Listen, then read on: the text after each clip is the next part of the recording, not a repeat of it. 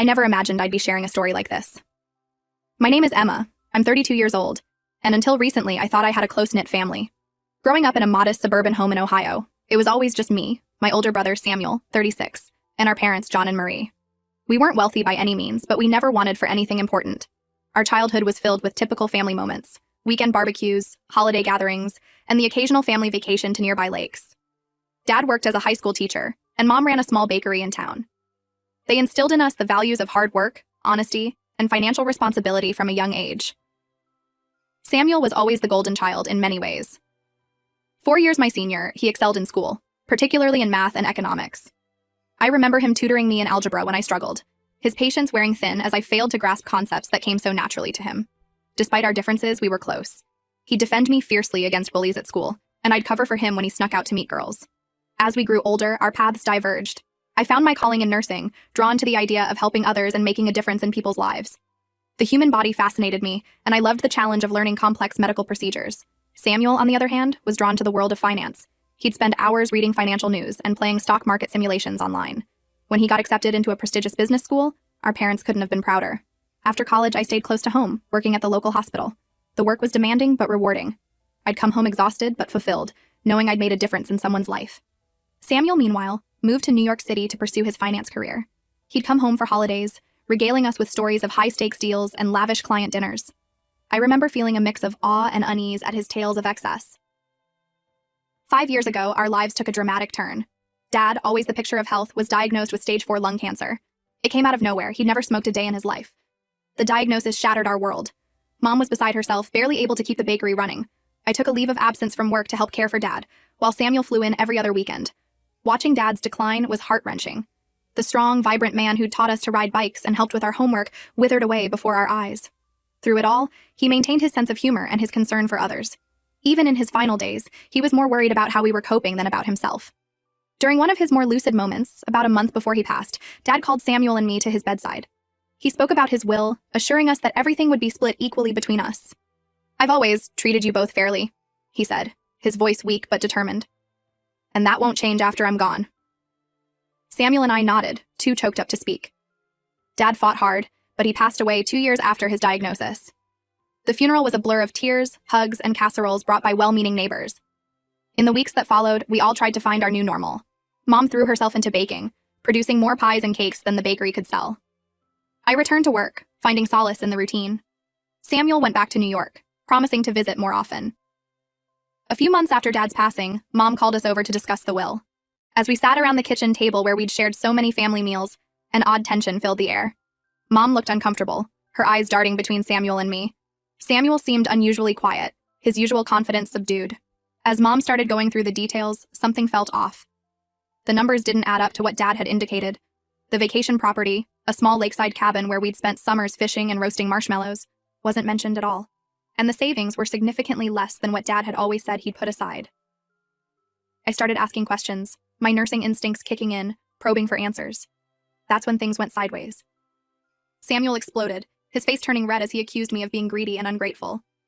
"You have no idea what sacrifices have been made for this family!" he shouted, slamming his fist on the table. Mom burst into tears, begging us to stop fighting. It took hours of heated arguments and tearful confessions before the truth finally came out. Samuel, despite his high-paying job and apparent success, had been struggling financially for years. He'd made a series of bad investments, chasing the promise of quick returns. When those failed, he turned to online gambling, convinced he could recoup his losses. Instead, he'd racked up massive debts. Desperate and ashamed, he'd gone to Dad for help. And Dad, always protective of his children, had bailed him out. The vacation property had been sold to cover Samuel's debts. A large chunk of the savings had gone towards paying off his credit cards. Dad had done all this in secret, not wanting to worry Mom or disappoint me. The revelation felt like a physical blow, not just because of the money, but because of the years of deception. Dad, who'd always preached honesty, had been lying to us for years. Mom had known about it and said nothing, and Samuel had essentially stolen my inheritance. The argument that followed was ugly. Samuel, cornered and defensive, lashed out. He insisted he deserved the money more because he had a family to support. He'd married his college sweetheart, Sarah, and they had 2 young kids. "You're single, Emma," he spat. "What do you need the money for? To buy more scrubs?" His words stung, dismissing my career and my choices in one cruel swoop. I left that day feeling like my whole world had been turned upside down. The family I thought I knew, the honest, hard-working people I'd looked up to my whole life, suddenly felt like strangers. My brother had stolen from me, my father had lied to me, and my mother had allowed it all to happen. In the 3 weeks since then, I've been grappling with a whirlwind of emotions. Anger at Samuel for his selfishness and deception, disappointment in Dad for enabling Samuel's behavior and going against his own principles, hurt that Mom had kept this from me for so long, and a deep, aching sadness for the loss of the family I thought I had. I haven't spoken to Samuel since that day. He sent a few text messages, alternating between defensive justifications and half-hearted apologies, but I can't bring myself to respond. Mom keeps calling and leaving tearful voicemails, begging me to forgive them, to understand that they were just trying to protect the family. But I don't know if I can. The trust is broken, and I'm not sure how to move forward. Part of me wants to fight for what should have been mine. It's not even about the money anymore. It's about justice, about honoring what Dad originally intended. But another part just wants to walk away from all of this mess, to start fresh somewhere far from the weight of family expectations and secrets. I'm torn between my love for my family and my sense of what's right. The values I thought we shared, honesty, fairness, responsibility, seem to have meant nothing in the face of Samuel's troubles. Should I let it go for the sake of family peace? Or should I stand my ground and demand what's rightfully mine? As I write this, sitting in my small apartment surrounded by photos of happier times, I honestly don't know what to do. The future I thought I had, one where my brother and I would support Mom together, where we'd gather for holidays and share in each other's joys and sorrows, seems impossibly out of reach. How do you rebuild trust once it's been so thoroughly shattered? I'm hoping that by sharing this story I might find some clarity. Maybe someone out there has been through something similar and can offer advice. Or maybe just putting it all down in words will help me figure out my next steps. Whatever happens, I know things will never be the same. The only question is, where do we go from here? Update 1. It's been about 2 months since my last post, and to say a lot has happened would be an understatement. I want to start by thanking everyone who responded to my original post. Your advice, support, and even your criticisms helped me gain some much-needed perspective on this whole mess. After much soul-searching and several sleepless nights, I decided I couldn't just let this go. It wasn't just about the money anymore. It was about standing up for what's right, about honoring Dad's original wishes, and about holding Samuel accountable for his actions. With a mix of determination and trepidation, I contacted a lawyer who specializes in estate disputes. The lawyer, a no-nonsense woman named Patricia, listened to my story with a mix of sympathy and professional detachment. She warned me that cases like this can be challenging, especially when they involve family, but she believed I had a solid case based on the original terms of the will. We spent hours going over every detail, digging into financial records, and building a strategy. When Samuel and Mom found out I was pursuing legal action, all hell broke loose. Samuel called me in a rage, his words a mix of threats and pleas. "You're tearing this family apart," he shouted. "Is this really what Dad would have wanted?" The irony of him invoking Dad's wishes wasn't lost on me. Mom's reaction was equally painful. She showed up at my apartment unannounced, tears streaming down her face, begging me to reconsider. "We're all you have," she cried. "Don't throw that away over money." Their reactions only strengthened my resolve. I realized that for years, they'd used emotional manipulation to maintain the status quo.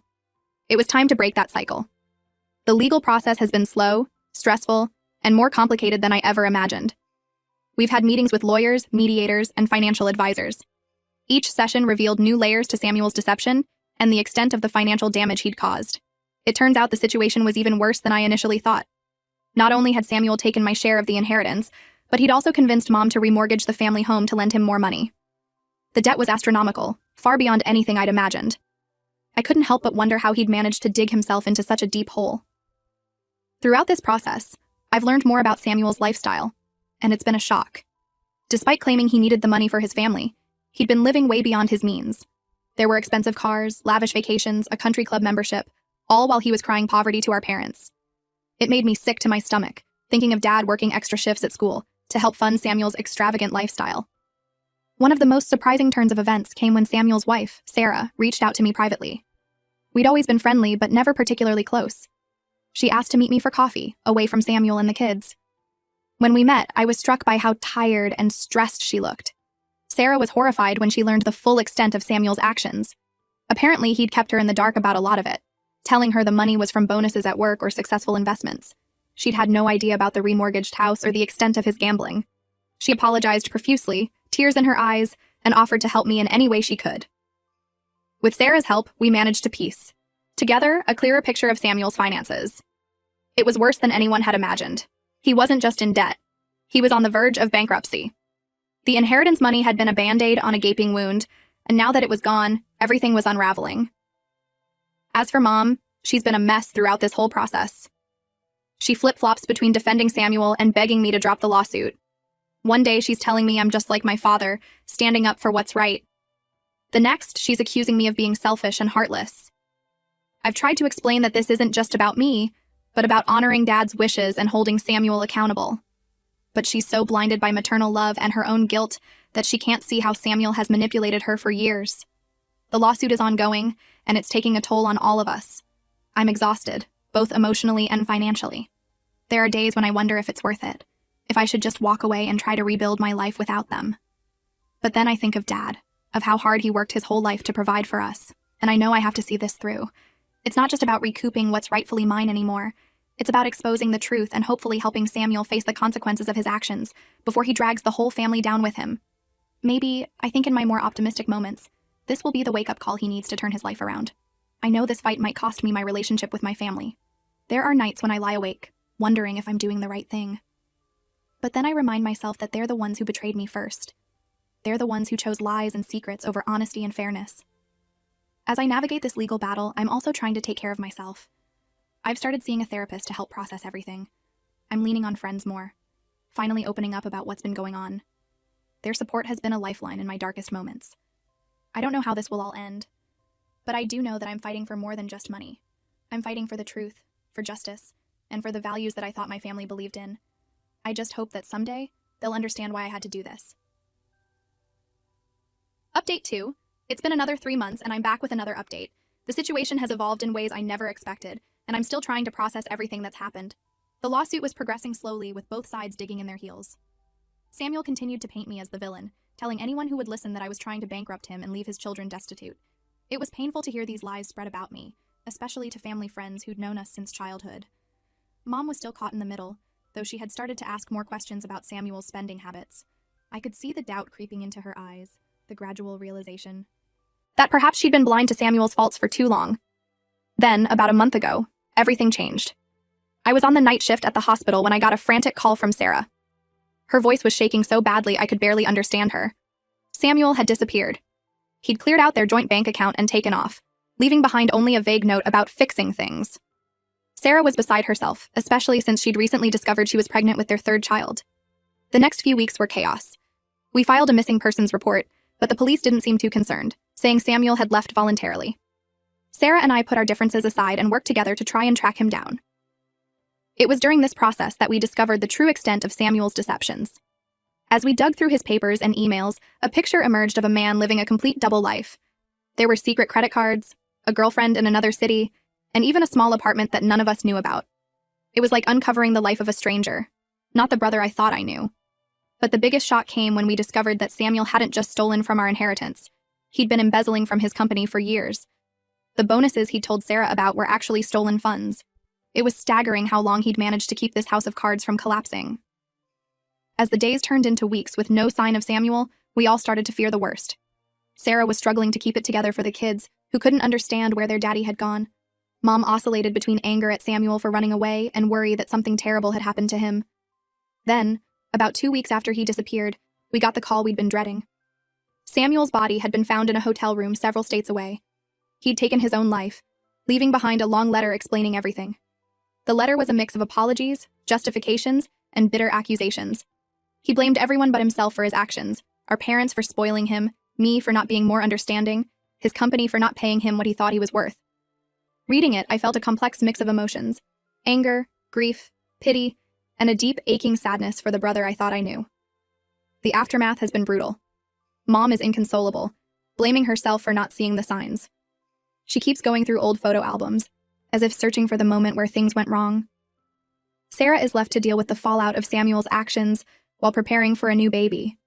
The kids are confused and heartbroken, too young to fully understand what's happened. And me? I'm still trying to come to terms with it all. The lawsuit is now moot, but the financial mess Samuel left behind is monumental. His company is pursuing legal action against his estate, which means whatever assets are left will likely be seized. The house will probably have to be sold to cover the debts. I've been trying to support Sarah and the kids as much as I can. Despite everything, they're still family. But it's hard. Every time I look at them, I'm reminded of Samuel's betrayal. The children, especially, are a bittersweet reminder of the complexities of this situation. They're innocent in all of this, yet they'll bear the consequences of their father's actions for years to come. I'm angry at Samuel for his selfishness, at my parents for enabling him, and at myself for not seeing what was happening sooner. But mostly, I'm just sad. Sad for the brother I thought I had, sad for the family we used to be, and sad for the innocent people hurt by Samuel's actions. I don't know what the future holds for us. The family I knew is gone, replaced by something I'm still struggling to understand. But amidst all this darkness, I'm trying to find glimmers of hope, in the resilience of Sarah, in the innocence of the children, in the possibility that maybe, just maybe, we can build something new from the ashes of what we've lost. Update 3. It's been 6 months since my last update and a year since this whole nightmare began. I've hesitated to post again because, honestly, I'm not sure how to put everything into words, but I feel like I owe it to those who have followed my story and offered support. The dust has finally started to settle, but the landscape of my life is unrecognizable from what it was a year ago. The lawsuit was dropped after Samuel's death, but the financial aftermath has been catastrophic. As expected, the family home had to be sold to cover Samuel's debts. It was heartbreaking to watch Mom pack up decades of memories, each trinket and photograph a reminder of happier times. Mom has moved in with me temporarily while she figures out her next steps. It's challenging, to say the least. We're both still processing our grief and anger, and living together has brought up a lot of unresolved issues. There are days when we can barely look at each other, the weight of everything that's happened hanging heavy between us. But there are also moments of connection, of shared memories, and tentative hope for the future. Sarah gave birth to a healthy baby girl 2 months ago. She named her Alexandra, after Samuel. I have mixed feelings about it, but I'm trying to be supportive. The first time I held Alexandra, I was struck by how much she looked like Samuel as a baby. It brought up a flood of emotions I wasn't prepared for: grief for the brother I lost, anger at his actions, and a fierce protectiveness for this innocent child who will never know her father. Sarah and the kids are struggling, both emotionally and financially. I've been helping out where I can, babysitting the older kids or bringing over groceries. It's a delicate balance, though. I'm still processing my own grief and anger, and sometimes it's hard to separate those feelings from my interactions with them. But watching the kids play, oblivious to the adult complexities around them, reminds me of the importance of moving forward. The most unexpected development has been my relationship with Sarah. In the wake of all this tragedy, we've grown close. She's apologized countless times for her role in the deception, even though she was as much a victim as anyone. We've spent a lot of time talking, crying, and trying to make sense of everything. There's a part of me that wonders if our growing closeness is healthy, given everything that's happened, but right now, she's the only person who truly understands what I'm going through. Mom is not doing well. She swings between bouts of deep depression and manic attempts to fix everything. One day she'll barely get out of bed. The next she'll be planning elaborate family dinners as if nothing has changed. She's in therapy now, which I hope will help, but our relationship is strained. I'm trying to forgive her for her part in all this, but it's a slow process. Every time I think we're making progress, something will remind me of the years of deception, and I'll feel that anger rising again. As for me, I'm taking it one day at a time. I've thrown myself into my work, picking up extra shifts at the hospital to keep busy and to help with the extra expenses. The routine and focus required in nursing have been a lifeline, giving me purpose when everything else feels chaotic. I've also started seeing a therapist to work through my feelings of betrayal, loss, and guilt. It's hard work, confronting these emotions, but I know it's necessary if I want to move forward. Sometimes I catch myself wondering what life would be like if I'd never questioned the will that day. Would we still be a happy, if oblivious, family? But then I remind myself that the truth would have come out eventually, probably in an even more devastating way. I'm not sure what the future holds. The family I knew is gone, replaced by this broken, complicated new reality. But I'm trying to find hope in small things. In Sarah's strength as she raises 3 children on her own, in the resilience of my nieces and nephew, in the small moments of connection with Mom as we navigate our new relationship. This will be my final update. Thank you to everyone who has followed this journey and offered support. Your words have been a comfort in my darkest moments. If there's one thing I've learned from all this, it's the importance of honesty and the danger of secrets. No matter how painful the truth might be, it's always better than a comforting lie. As I close this chapter of my life, I'm not sure what the next one will bring. But I know that whatever happens, I'll face it with the strength and resilience I've discovered in myself through this ordeal. And maybe, just maybe, we'll be able to build something new and beautiful from the ashes of what we've lost.